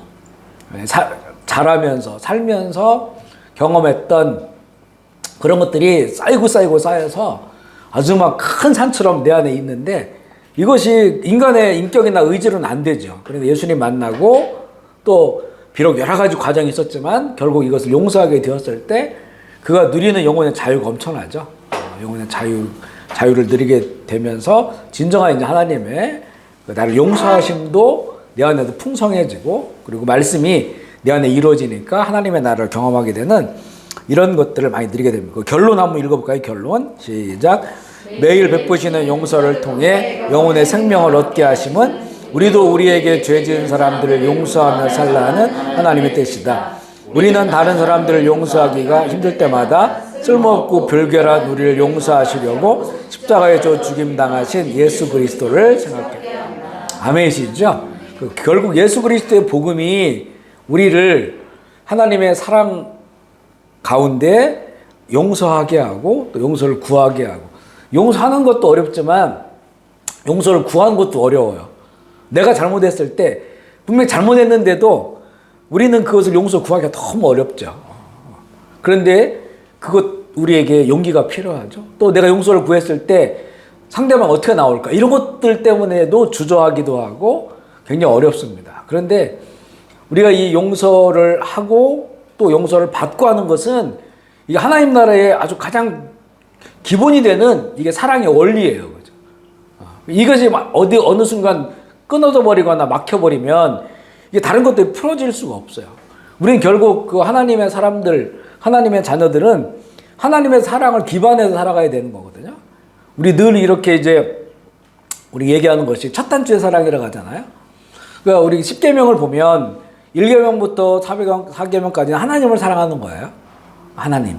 그 다음에 5계명부터 부모님을 시작으로 해서 10계명까지는 우리 가족과 이웃들, 부모님으로부터 해서 이웃들, 거짓 증언하지 말고 도둑질하지 말고 뭐 간음하지 말고 이런 모든 것들이 다 이웃사랑을 율법화, 말씀화시킨 그런 내용들이란 말이죠. 그러니까 이게 그 시작은 하나님의 사랑이에요. 하나님의 사랑이 첫 단추가 딱 꿰지면, 잘 맞아지면 두 번째, 세 번째 단추가 다 이렇게 맞아져요. 하나님의 사랑이 딱 맞으면 가족 사랑도 온전해지고 또 이웃 사랑, 친구 사랑도 온전해진단 말이에요. 근데 이게 하나님의 사랑이 삐뚤어져서 잘못 끼워지면 다 삐뚤어져 버려요. 이게 왜곡돼 버린다는 거죠. 근데 그 하나님의 사랑에 굉장히 큰 그 사랑이 우리 가운데 피어있는 게 뭐냐면 우리를 용서해 주시는 거란 말이죠. 그게 하나님의 사랑의 첫 단추죠. 그 첫 단추가 맞춰지면 나도 이제는 가족을 용서하고 내 이웃을, 친구를 용서하는, 또 용서를 구하는 이런 삶으로 가야 첫 단추보다 잘 껴져서 내가 질서 정연하게 이 그리스도로 옷 입는 것이 온전히 옷을 입게 되는데 이게 안 되잖아요. 막혀져 버리면 다 꼬여버려요. 이게. 꼬여버리니까 말로는 사랑한다 하지만 그게 자녀 사랑이 아닌 집착이 돼버리고, 그리고 이웃 친구 사랑한다고 하지만 골라서 선택적으로 하고 나한테 잘해주는 사람만 하고, 그렇지 않으면 멀리 거리를 두니까, 이거는 예수님이 뭐라고 하셨냐면 이방인들도 그렇게 하는 거야. 그러니까 하나님의 자녀가 아닌 사람들도 다 그렇게 해. 그러니까 우리에게는 하나님의 자녀이기 때문에 특별 은총이라, 특별 은총. 일반 사람들에게 일반 은총이 있어요. 왜냐하면 하나님 비를 내려주시는데 뭐 우리 예수 믿는 사람들만 비를 맞게 하지 않잖아요. 예수 믿는 사람 바다에만 비를 공급해 주신 게 아니잖아요. 모든 사람에게 선인 악이나 다 비를 내려주시고 또 이렇게 햇빛을 비춰주시고 그런단 말이에요. 그런데 하나님의 자녀에게는 특별 은총이 있어요. 특별 은총. 그게 특별 은총의 가장 특별한 것이 우리의 죄를 사해 주시고, 그러니까 죄인이 아닌 의인으로, 악인이 아닌 선인과 의인으로 받으신 은혜가 있다. 이 은혜를 너희가 입었으니까 원수를, 너희들 원수, 세상은 그들을 원수처럼 지내지만 그 원수를 네가 사랑하고 그를 위해 축복해주고 그를 위해 기도하는 게 마땅한 하나님의 자녀의 해야 될 일이다. 이거거든요. 하나님의 관계, 첫째 단초가 그렇게 맞아떨어졌을 때 둘째, 셋째, 이웃을 향한 모든 것들이 질서 정연하게 되면 거기에서 이제는 하나님의 나라가 임하게 되고 내 안에 인격이 바뀌어요. 인격이 바뀌니까 내 속에서 먼저 하나님의 뜻이 이루어진 하나님의 나라가 이루어지게 되고, 그게 우리에게 주는 힘이 엄청나죠. 평안을 주고, 그리고 질서 잡힌 삶을 살아가게 하고, 또 이런 사람들이 삶이 존귀해져요. 이거죠.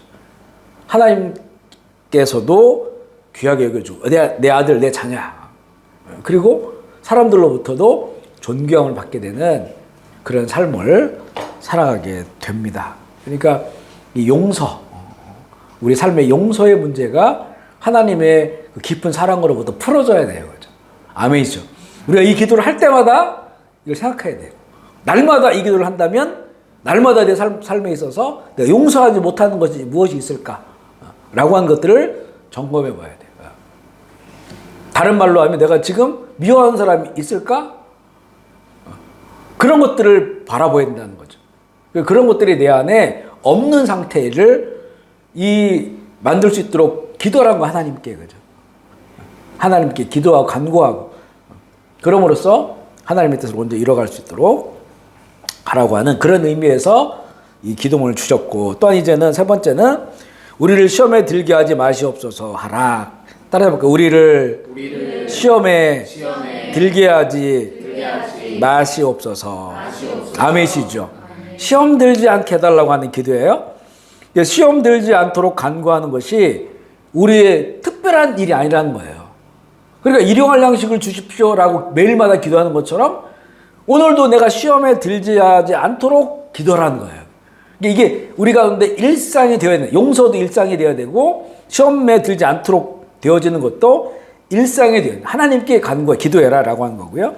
시험은 그것을 받아들이는 이의 태도에 따라서 악에 떨어지게도 하고 더 큰 하나님의 은혜로 나아가게도 만듭니다. 시험이라고 하는 것은, 성경에서 말하는 시험의 의미는, 이 시험은 템테이션을 말해요. 그러니까 시험에 들지 말게 해달라라고 하는 것은 테스트를 않게 해달라 이런 말이 아니에요. 하나님께서 우리를 시험하신다라고 했을 때 이거는 테스트예요. 테스트는 신명기에 보면 어떤 게 나오냐면, 내가 너의 광야의 길을 걷게 한 것은 너희 마음이 어떤지를 보게 하기 위한 거다, 이렇게 나와요. 이거 테스트예요. 그죠? 광야의 길이 그게 고난의 길이잖아요. 이런 너희 고난을 준 거는 너희들의 진짜 마음이 뭔지를 내가 좀 보려고 한다. 그래서 하나님께서 홍해바다도 갈라주셨잖아요. 걷게 했어요. 그리고 광야에서 먹을 것도 주셨단 말이죠. 사람 일을 하지 않아도. 그러면 이제 그들의 마음이, 하나님이 이런 분이시구나, 나에게. 우리에게 이런 분이시구나. 하나님을 더욱더 의지하고 앞으로 이 광야를 살 때 더 힘든 일이 만나도 불평하지 말고 하나님께 저항하지 말고 그 말씀에 따라 살아야겠다. 그렇게 사는지 안 사는지를 광야를 통해 테스트한다는 거예요. 이거 하나님이 하시는 거야. 근데 하나님은 템테이션은 안 해요. 그죠? 유혹이나 미혹은 안 한다. 유혹하고 미혹해서 그걸 무너뜨리려고 하지 않는다는 거죠. 테스트는 그 하나님의 백성, 하나님의 자녀들을 더욱더 온전한 자녀되게 하려고 하는 그 훈련이에요, 훈련. 아멘이시죠? 훈련을 해서 정말 이게 이제 막 태어난 아이가 그냥 걸음마, 이 걸음마로 그냥 늘 아버지 손만 잡고 걸어다니는 이런 연약한 자가 돼서는 안 되니까 그 아이가 더 자라서 이제는 하나님의 내가 아버지 뜻을 따라 살아야겠구나 라고 해서 그것을 열심히 살아낼 수 있는 그런 사람을 자라기 원해서 광야에서 테스트를 하시는 거예요. 그리고 가나안 땅을 주시고 너희들이 거기를 한번 싸워서 이겨봐라 이렇게 하시는 거예요. 하지만 도와주셔요. 다 그 길 인도에 도와주신단 말이에요. 이게 이제 하나님이 하시는 거고, 사단 마귀 가는 거는 템테이션이야. 미혹해서 하나님의 자녀가 되지 못하도록 무너뜨리고 넘어지는 것이 바로 시험이에요. 시험 들게 하는 거죠. 그러니까 이 시험의 넓은 의미는 뭐냐면 지금 얘기한 거예요. 그 생각과 마음이 하나님이 요구하는 순종에서 떠나 어떤 죄를 향하도록 이끄는 그런 힘, 그런 상태, 이게 바로 그 넓은 의미의 시험이에요. 그죠? 하나님을 벗어나게 만들어 버리는 거야. 어떤 걸 통해서. 이게 고난의 시험이든지 아니면 뭐 돈을 너무 많이 줘가도 이것도 시험이에요. 그죠? 이게 어떤 때는 테스트가 될 수도 있고 시험이 될 수도 있어요. 돈을 너무 많이 줘서 무너뜨리는 경우도 있고 또 모든 걸 다 뺏어가서 무너뜨리는 경우도 있어요. 그죠? 양면이 다 있다는 거예요. 그리고 이 시험의 좁은 의미, 개인적인 것으로 봤을 때는 이제 마음속으로 악을 끌어들이거나 마음속에서 악을 이끌어내어 하나님과 관계를 등지고 죄를 짓게 하는 것. 또 어떤 하나님의 사람으로 살아가야 될 것에서 이탈하게 하는, 이게 이제 개인적으로 좁은 의미에서 그런 거 있어요. 우리 그런 거 있잖아요. 누군가 앞서 이제 우리 용서에 대한 얘기도 했지만 너무 누가 미워요. 미운데 그 사람을 넘어뜨리고 싶고 무너뜨리고 싶은데 내가 할 방법이 없어. 그러니까 이 속에서 내가 하나님 믿고 있는 사람인데 은근히 뭔가 악한 세력들, 나쁜 세력들, 왜냐면 우리 영적 세계를 아니까 그런 것들을 뭔가 통해서 하려고 한다든가 아니면 다른 사람들을 끌어들여 가지고 말로 막 속여서 끌어들여서 그 사람 험담하고 그 사람을 나쁜 소문 내고 이런 거예요. 이게 다 보면 시험에 빠진 거야. 그러니까 미흡다고 하는 그 감정. 이거 있을 수 있어요. 근데 이런 것들이 그 우리가 시험에 넘어지지 않도록 기도하라고 하는데 그랬을 때 이거를 하나님께 기도하고 간구하고 이 상태를 보고 이게 악으로 가지 않도록 이걸 지워버렸어야 되는데 해결했어야 되는데 해결하지 않고 그냥 계속 급속히 빠져 들어가니까 이게 시험에 넘어진 거죠. 시험에 빠진 거죠. 그러니까 이제는 이 사람들에게 이제 뒷담화하고 이제 이렇게 하다 보면 이게 악이 돼, 악. 그러면 그건 결국은 하나님의 자녀로 이렇게 살아간다고 하지만 병들어요. 자기도 병들고 또 그것 때문에 괴로워하는 사람도 병들고 하나님의 나라와 완전히 멀어지는 이런 상태가 되어버려요. 이게 좁은 의미에서 개인적으로 그런 이게 이제 시험의 그 의미고 넓은 거는 이제는 정말 하나님이 원하시는 길에서 떠나도록 만든 어떤 힘들을 시험이다 이렇게 말하고 있고요. 이 2절에 보면 복음서에서 시험하는 자가 나와요. 그 시험하는 자가 사탄 마귀. 이 시험에는 그 배경에는 사탄 마귀예요. 우리가 미혹하고 시험하는 거는 넘어지게 하려고 하는 사탄 마귀가 이렇게 배경에 있어요. 그리고 두 번째 마태복음 4장 1절 읽어볼게요. 시작. 그때 예수께서 성령에 이끌려 마귀에게 시험을 받으러 광야로 가사. 성령님이 예수님을 이끄시는데 그 이끄는 길이 시험 받는 길로 간 거예요.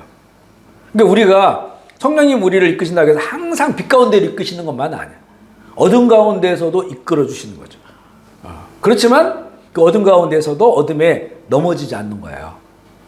넘어지지 않고 그 속에서도 믿음으로 살아가면 결국은 어두운 터널이 지나고 빛이 임하는, 이게 이제 시편 23편에 그런 시와도 연결되어 있는 말이라고 보게 되죠. 이 모든 시험하는 자의 배경에는 백그라운드에는 사단 마귀가 있다. 그런데 이게 사단 마귀는 안 보이잖아요. 그러니까 결국에 사람을 통해서도 해요. 그 보면 당시 예수님 시대에는 특정인들, 특별히 종교인들, 또 뭐 요즘 우리가 누가복음에 나오는 바리새파, 사두개파, 율법교사, 제사장 그룹, 서기관 이런 사람들을 통해서 하는 거예요. 마태복음 16장 1절 시작. 바리새인과 사두개인들이 와서 예수를 시험하여 하늘로부터 오는 표적 보기를 청하니. 그렇죠? 특정한 사람들을 통해서 시험이 온다는 거죠. 세 번째 보면 인간이 연약하여 스스로. 근데 우리가 연약하다는 표현은 좀 미화된 표현이고 결국엔 뭐냐면 내 속에 있는 죄성이에요, 죄성. 우리가 모든 것들을 연약함으로 표현하면 여기 자기 연민이 좀 있거든요. 내가 연약해서 그래. 물론 이게 이제는 그렇게 표현할 수가 있는데 그거는 다른 말로 하면 내 속에 죄성이 있는 거예요. 내 속에 죄성 때문에 스스로 시험에 넘어가는 거예요. 그죠? 아까 미움에 대한 얘기했죠? 미움.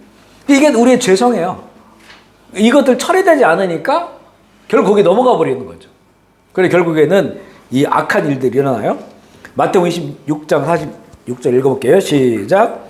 시험에 들지 않게 깨어 기도하라. 마음에는 원이로되 육신이 약하도다. 이건 육신의 약함. 육신의 약함 때문에도 시험 들 때가 있어요. 그죠? 육신의 약함 때문에. 이 자기 병든 것 때문에 막 하나님 원망하고 불평하고 남 원망하고 사는 사람들도 있어요. 육신의 약함 때문에 그렇게 하는 거예요. 근데 어떤 사람 보면 뭐 그 팔다리 없는 그 부치 같은 경우에는 얼마나 그 불평할 게 많습니까? 근데 그 몸 가지고 이렇게 발가락 하나 요 남은 거 요거 가지고 하면서 사람들 재밌게 하고 예수님 전하고 이렇게 하잖아요. 그거는 그러니까 그것 때문에 시험 드는 사람이 있고 오히려 그걸 가지고 하나님께 영광 올려드리는 사람이 있다고 하는 것을 그런 것들을 통해 보게 되고요. 세 번째, 시험에 들게 하지 마옵시고의 의미는 뭐냐? 이거는 시험을 만나지 않게 해달라는 기도가 아니에요. 특별히 우리가 하나님의 일을 한다고 했을 때는 끊임없이 시험이 옵니다. 물질의 시험도 오고 관계의 시험도 오고 자녀의 시험도 오고 하여튼 수많은 시험들이 우리를 기다리고 있어요. 여러분 주일날 교회를 하면서 시험 들 때 많죠. 그죠? 시험 들 때 많을 거예요. 계속 우리 앞에 시험이 있어요. 그러니까 이거는 시험을 없애달라. 또 시험이 없으면 우리가 잘할 수가 없기 때문에 시험을 없애달라는 기도가 아니고 그 하나님 나라의 소명을 살아갈 때 필연적으로 만나게 되는 그 시험에서 우리가 패배하지 않게 해달라. 그래서 시험에 들지 말게 하옵시고의 그 의미는 뭐냐면 시험 자체를 만나게 하지 말아달라는 기도보다는 하나님의 나라 소명을 따라 살아갈 때 필연적으로 만나게 되는 시험에서 패배하지 않게 해달라는 거예요. 시험에 빠지지 않게 해달라는 거지 시험이 없게 해달라는 기도가 아니에요. 우리가 테스트, 이것도 시험이라겠죠? 테스트도 없게 해주십시오. 이렇게 되면 잘할 수가 없어요. 아주 유약한 사람이 돼버려요. 그 누가 이렇게 물어봤다고 해요. 왜 사단 마귀가 존재하느냐? 약한 영들, 약한 귀신들이 있느냐? 또 이거는 이 악한 것들 때문에 우리가 힘들고 어려우니까 왜 우리 삶에 광야가 있고 고난이 있느냐? 이런 질문을 얼마든지 할 수 있거든요. 그래 보면 뒤에 악에도 나오지만 이건 하나님의 선이라고 하는 거는 악이 없으면 이게 가치가 몰라요, 가치를. 그러니까 에덴 동산만 있고 하나님만 계시면 이게 정말 좋은지 이게 얼마나 가치 있는지를 이거 알 수가 없어요. 왜냐면 그거 자체가 그냥 모든 것이니까. 그런데 악이 등장을 한단 말이에요. 악이 등장을 하니까 이 악 속에서 이게 얼마나 괴로운 것이고 불행한 것이고 그 사망을 보게 되니까 이 선이 거기서 빛을 드러내는 거죠. 그래 하나님은 빛도 창조하고 어둠도 창조했다는 거예요. 그래 하나님은 어둠은 아니야. 근데 왜 어둠을 창조하셨는가? 이거는 빛나게 하기 위해서 그런 거예요. 빛나게 하기. 어둠이 없으면 빛이 없어요. 그죠? 빛이 빛나질 않아. 빛만 있다고 생각해 보세요. 그걸 그냥 당연한 것으로 여기지 이 빛이 이렇게 좋은 거야 라고 하는 것을 모르는 거예요. 그러니까 우리 인생에 하나님께서 왜 사단 마귀의 시간을 허용하셨냐? 얘들이 마음대로 이렇게 움직일 수 있도록, 물론 마음대로는 아니죠. 제한된 범위예요. 욥기를 보면 욥에게도 여기까지만 제한해 오셨어요. 그 넘어갈 수가 없습니다. 하지만 우리 이 예수님 다시 오시기 전까지 그 허용된 시간이 있어요. 마귀, 사탄, 귀신, 악한 것들. 그러면 그게 더 커 보여요, 사실은. 근데 원래 더 큰 게 아니고 원래는 하나님의 세상만 있었잖아요. 하나님이 조금 양보해 준 거예요. 양보해 준 게 아니라 조금 허용해 준 거야. 실제는 이게 전체적인 그 영적 그림을 보면 허용해 줬어요. 왜 허용해 하셨을까? 왜냐하면 이제 여기서 하나님이 원하는 거는 하나님의 나라라겠죠? 하나님의 영원한 나라에 하나님께 다 준비해 놓으셨는데 거기에 그곳에 누구와 함께 살 것인가? 네? 누구와 함께 살 것인가? 천사들은 이미 하나님께서 이걸 쉽게 표현하면 세팅한 대로 천사들은 움직이게 되어 있잖아요. 근데 선택할 수가 없는 거죠. 그런데 우리 인간은 하나님의 형상으로 우리는 하나님의 형상을 만들었다고 하는 것은 자유의지를 갖게 했다. 자유의지. 이건 굉장한 모험이에요, 사실은. 굉장한 모험이에요. 우리 아이에게 칼을 줬어. 근데 그 칼을 얘 마음대로 쓸 수가 있단 말이에요. 엄청난 모험이에요. 그 바로 하나님의 형상으로 사람을 만들었다고 하는 것은, 그러니까 하나님은 아니지만 하나님 같은 존재를 만들었다는 거예요. 선과 악을 판단하고 옳고 그름을 판단할 수 있는, 그러니까 이 뱀이 와서 유혹할 때 막질 않았어요. 그걸 선택할 수 있도록 놔둬버리신 거야.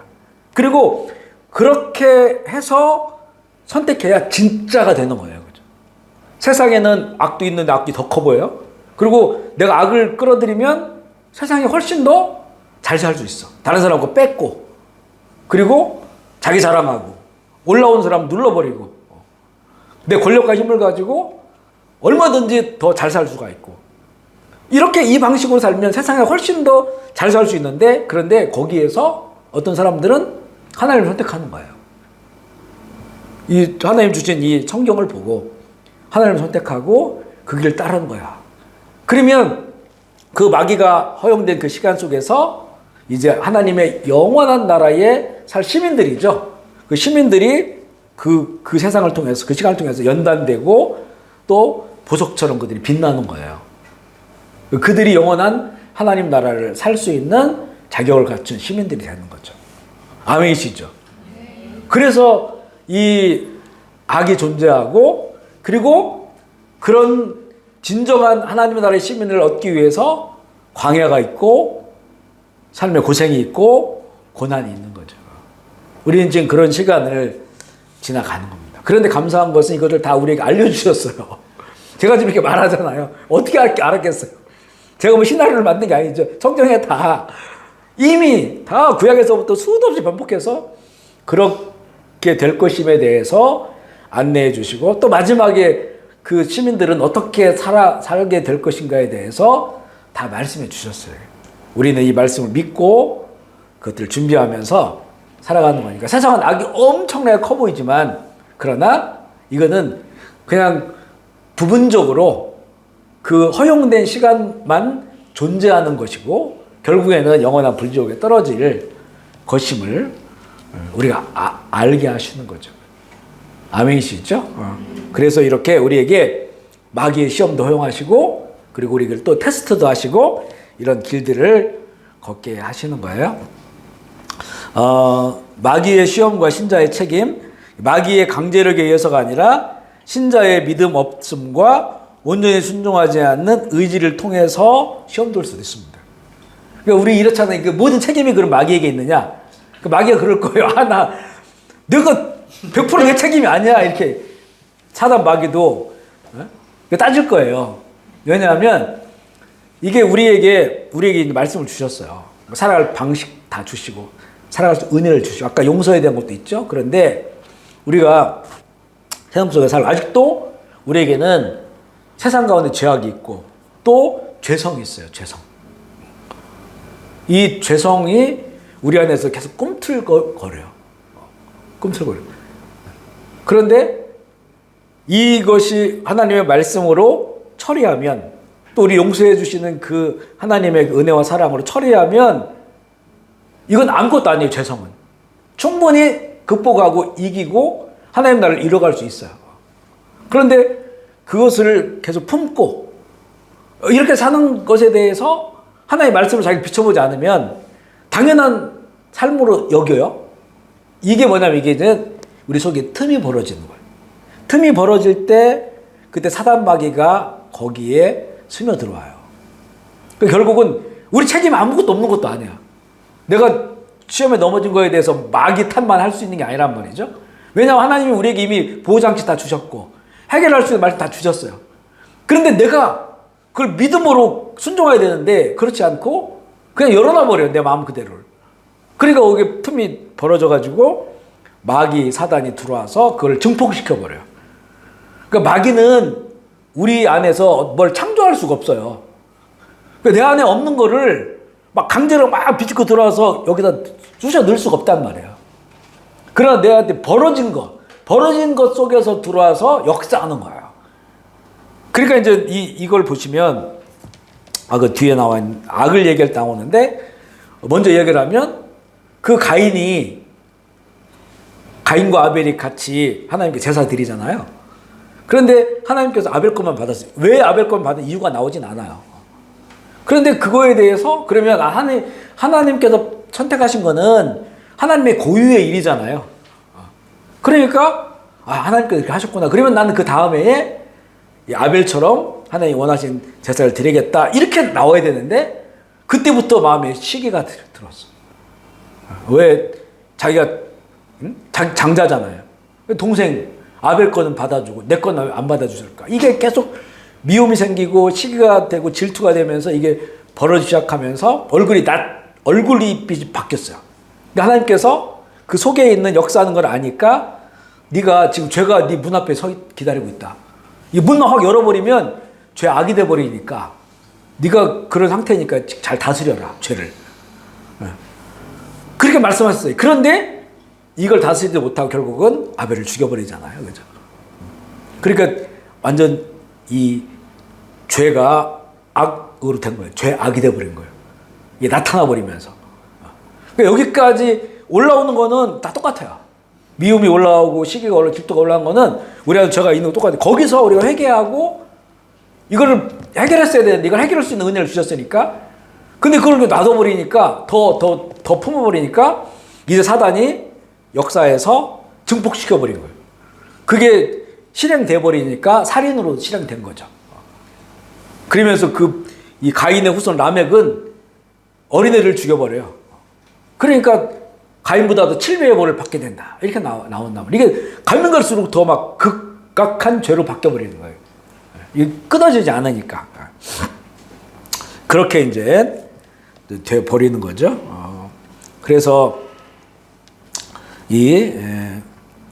마귀의 강제력이 아니라 신자의 믿음 없음과 온전히 순종하지 않는 의지를 통해서도 시험에 들 수 있다고 하는 것이고, 성령도 의지를 가진 사람의 마음에 역사하고 사단도 의지를 가진 사람의 마음에 역사한다. 아멘이시죠?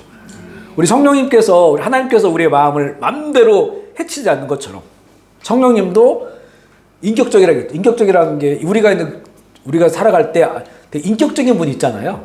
인격적인 분의 특징이 무엇입니까? 인격적인 분들은 존중해줘요. 배려해준단 말이에요. 자기 주장이 옳아도 막 너 틀렸어. 내 말 들어. 이렇게 안 해요. 이건 비인격적인 사람들이나 그렇게 하는 거죠. 부모도 아이들한테 인격적이어야 되죠.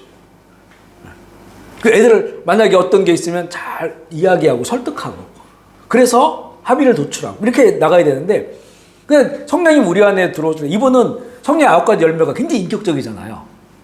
그러니까 굉장히 인격적인 분이기 때문에 우리 마음을 마음대로 바꾸거나 마음대로 이렇게 헤쳐놓지 않단 말이에요.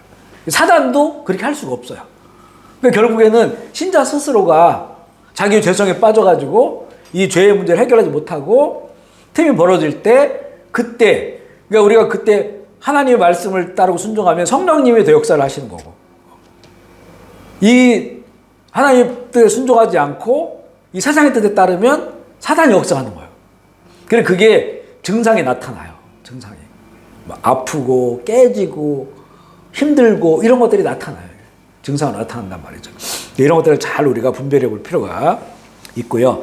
5번은 시험을 허락하시는 하나님의 지혜인데 하나님께서는 얼마든지 우리가 시험에 들거나 유혹에 빠지지 않도록 막아줄 수 있습니다. 그러나 이것을 허락하는 이유가 있다. 첫 번째는 우리 안에 무엇이 있는지 실체를 보게 하세요.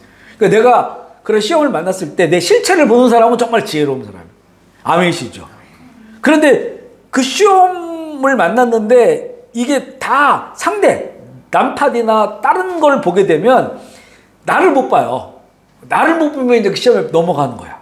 그리고 거기에서 이제 원망이 생기고 불평이 생기고 다툼이 생기고 그 깊은 구렁텅이에 빠져버려요. 그래서 이 시험을 당했을 때 먼저 나를 보게 하시기 위하여 그걸 허용하신다. 나를 정말 본다면 나에게 정말 유익하게 되는 거예요. 유익하게 되고 또한 다시 하나님만 의지해. 시험에 깊이 빠져보면 그러고 나서 이제는 그러니까 진짜 하나님만 의지해야 되는구나. 주님 하나님만이 이런 모든 시험에서 나를 이기게 하시는구나 라고 해서 더욱더 하나님을 바라보는 그 다윗이 밧세바를 범하고 시험에 넘어진 거잖아요. 그러고 나서 얼마나 그 뒤에 철저하게 살았습니까? 그죠? 눈물로 회개하고 철저하게 살았어요. 그 아이가 죽고 이러면서 그 나중에 이제 노년이 되었을 때 그 시대에 가장 그 어리고 또 예쁜 그 몸종을 하나 두게 되잖아요. 근데 잠자리를 같이 안 해요. 그렇게 되죠. 나중에 그 아들이 그 첩으로 달라게 해가지고 결국 솔로몬에게 죽임을 당하는 사건들이 이제 벌어진단 말이죠. 그러니까 바로 이런 그 시험을 허락하시는 것들이 그걸 통해서 나의 실체, 나의 진정한 모습을 보게 하시고 또 그리고 다시 하나님 말을 온전히 의지하게 하시는 그런 이유들이 이곳 가운데 있음을 알게 됩니다. 우리 여기까지만 할게요. 우리 원래 이 누가복음에는 악에 관한 건 없어요. 근데 이제는 이 마태복음의 버전에는 우리가 또 지금 기도하는 주님의 기도에는 악에서 구하시옵소서 이 내용이 있거든요. 그래서 그거는 어떻게 이 시험이 악으로 되어지는지 이런 부분들에 대해서는 다음 주에 좀 더 설명을 하도록 하겠습니다. 오늘 우리가 누가복음 버전으로 주님이 가르쳐준 기도를 함께 나눴는데요. 우리에게 일용할 양식도 또 죄를 용서하고 또 용서받고 하는 모든 것들도 또 시험에 넘어지 않는 것도 정말 일상의 우리가 기도가 되어야 합니다. 아멘이시죠? 이것은 일상적으로 기도해야 되는 것이고 그리고 하나님의 도우심이 아니고는 정말 온전한 이러한 공급과 또 죄사함의 은혜와 또 시험 당하지 않는 것도 하나님의 온전한 은혜로만 가능하다고 하는 것을 다시 한번 알게 되고요. 또 이런 그 말씀의 원리를 우리가 잘 알아서 하나님의 나라를 더욱더 이뤄갈 수 있는 우리를 될 수 있도록 이 시간 함께 말씀 기억하시면서 우리 주의 이름 부르기 통성으로 기도하시겠습니다. 하나님 아버지 감사합니다. 우리가 하루하루를 먹으며 또 살아가는 것도 또 서로를 용서하며 살 수 있는 것도 또 시험을 만나나 시험에 넘어지지 않는 것도 다 하나님의 은혜임을 다시 한번 고백합니다. 하나님께서 도와주셔야만이 가능할 일임을 알고 우리가 주님께서 가르쳐 주신 대로 날마다 기도하며 오히려 우리를 공급하시는 것들 때문에 늘 감사하고 또 서로 하나님의 사랑으로 용서하며 또 시험을 만나지만 시험 당하지 않고 오히려 그 시험의 시간들을 통해서 나의 모습을 바라보고 하나님의 은혜가 너무나 얼마나 큰지 다시 하나님을 의지하는 그런 값진 시간들이 되게 하여 주옵소서. 하나님의 교회가 모일 때마다 주님이 가르쳐 주신 그런 기도를 통해서 우리가 예배로 나아가고 있습니다. 우리가 함께 한 목소리로 주님이 가르쳐 주신 기도를 주께 올려드리면서 이 말씀 그대로 원리를 알고 살아갈 수 있도록 주님 도와주셔서 우리의 삶 가운데 진정으로 하나님의 영광을 위하여 또 하나님의 뜻이 이루어지는 삶 살아갈 수 있도록 주님 도와 주시옵소서. 오늘도 귀한 첫수를 허락하셔서 감사합니다. 하나님이 헷세드 이 보리솥 기업 가운데 주께서 복의 복을 더해 주시고 이곳 가운데 하나님의 나라 더욱더 확장되게 하여 주시고 이곳에 일하는 모든 자들이 주님 안에 행복하게 하여 주시옵소서. 우리 푸드맨 제일교회 사랑하는 모든 형제 자매들 이 마지막 시대에 우리가 사랑으로 더욱더 하나 되게 하여 주시옵소서.